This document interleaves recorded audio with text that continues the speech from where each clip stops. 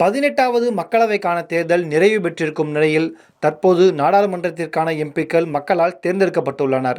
இந்த நிலையில் பிரமாண பத்திர தாக்கல் படி தமிழகத்தில் அதிக குற்ற வழக்குகளை கொண்ட கட்சிகள் மற்றும் எம்பிக்கள் யார் யார் என்பது குறித்து தற்போது நாம் பார்க்கலாம்.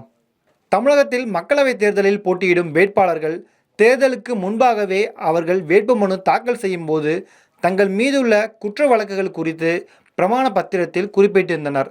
அந்த வகையில் தமிழகத்தில் உள்ள அரசியல் கட்சிகள் மற்றும் எம்பிக்கள் மீது பல குற்ற வழக்குகள் நிலுவையில் உள்ளன. இருந்தபோதிலும் தமிழகம் மற்றும் புதுச்சேரியில் மொத்தமாக உள்ள 40 தொகுதிகளிலும் போட்டியிட்ட திமுக தலைமையிலான இந்தியா கூட்டணி 40 தொகுதிகளிலும் 100% வெற்றியை பதிவு செய்துள்ளது. தற்போது தமிழகத்தில் வெற்றி பெற்றிருக்கும் மக்களவை உறுப்பினர்களில் 40 பேரில் 26 பேர் மீது குற்ற வழக்குகள் நிலுவையில் இருக்கின்றன.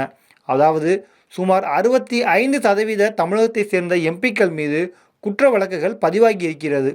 இந்த பட்டியலில் தேனி திமுக மாவட்ட செயலாளரும் எம்பியுமான தங்கத்தமிழ்ச்செல்வன் முதலிடத்தில் இருக்கிறார்.